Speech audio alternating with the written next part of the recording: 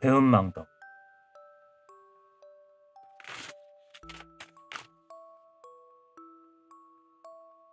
장백산맥이 줄기줄기 뻗어내린 심산벽곡에 마음씨 좋고 인품이 후하기로 가금방에 소문이 자자한 장포수 내외가 육순이 넘도록 귀틀집에서 살고 있었다.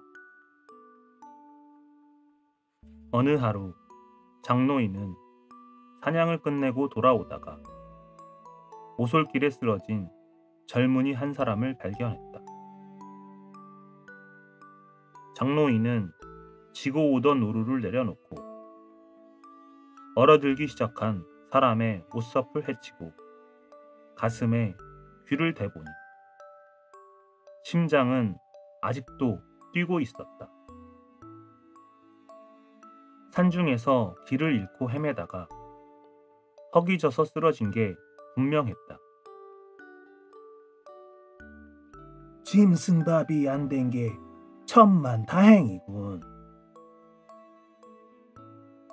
장노인은 입속으로 중얼거리며 품속에서 사양을 꺼내어 그 사람의 입에 넣어주고는 들쳐업고 귀틀집으로 돌아왔다. 여보, 노친. 얼른 더운 물 끓이고 미음을 좀 쑤오. 장노인은 정신 잃은 사람을 가마목에 눕히고 손발을 주물러주며 바삐 돌아쳤다. 할머니도 어느새 미음을 쑤어 한 숟가락 두 숟가락 젊은이의 입에 떠 넣었다. 장노인과 할머니가 좋은 약과 음식으로 잘 대접하고 정성껏 간호한 덕분에 굶어 죽게 되었던 행인은 수일 만에 완쾌하게 되었다. 헌데 그 행인은 몸이 좋아져서 떠날 수 있는데도 좀처럼 떠날렴을 하지 않았다.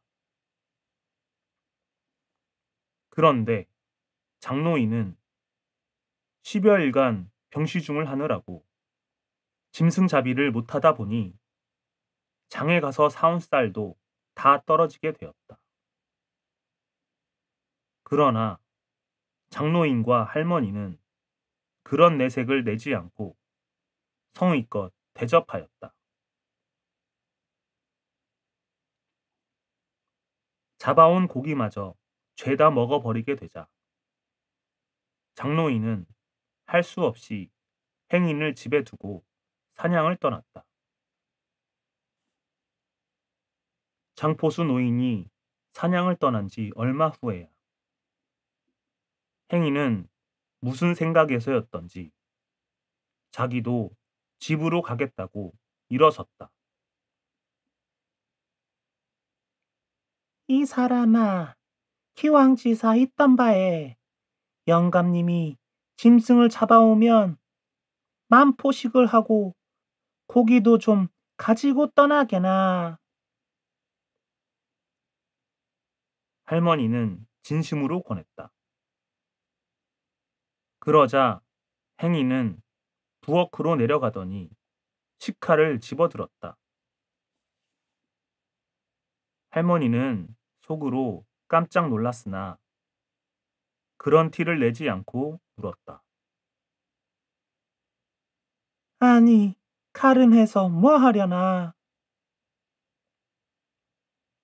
노인께서 저를 구해주지 않았으면 저는 언영 동태 귀신이 됐거나 짐승들의 밥이 됐을 겁니다.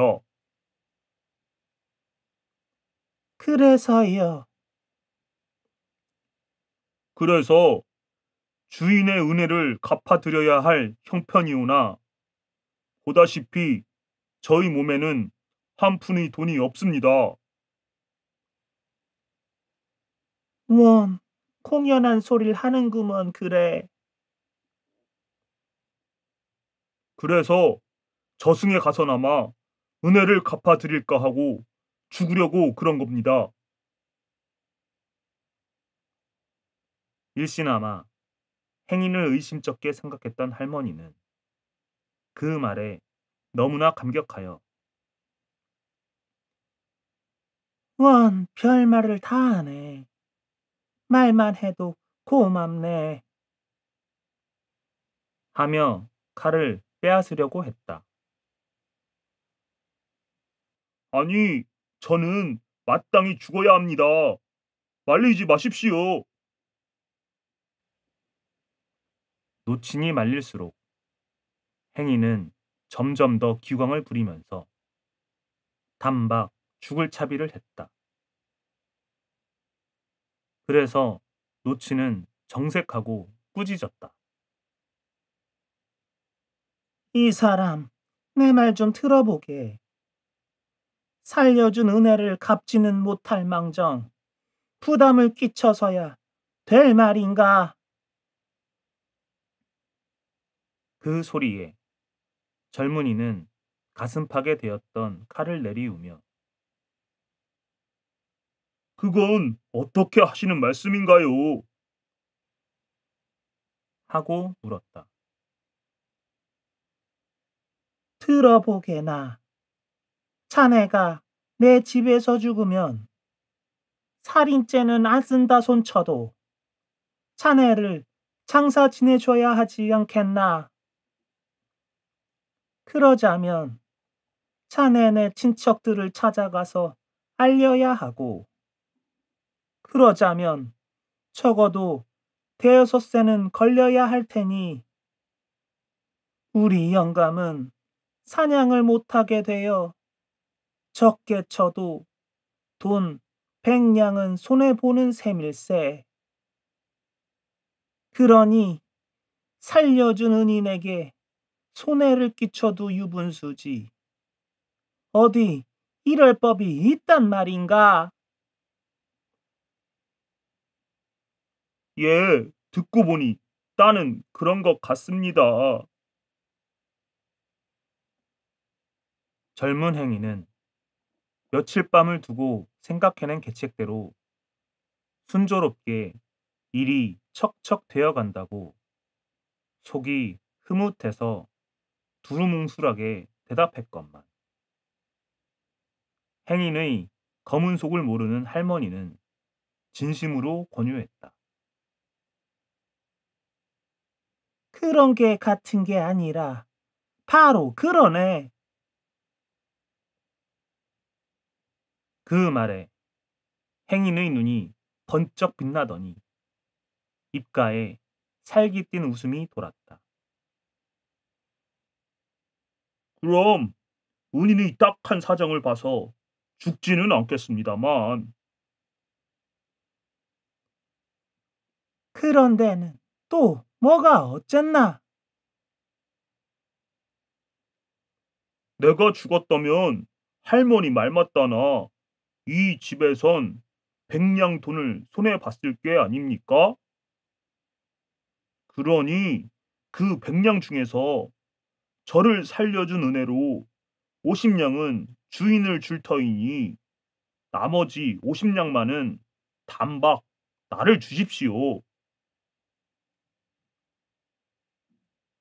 그제야 할머니는 그의 심보를 알고 너무도 기가 막히고 놀라서 뒷걸음질 치며 물었다. 뭐? 뭐시라고? 내 생명을 구한 은인이기에 직접 손을 대지 않은 것만 해도 다행인 줄 아시고 영감이 오기 전에 얼른 50냥만 내놓으시오.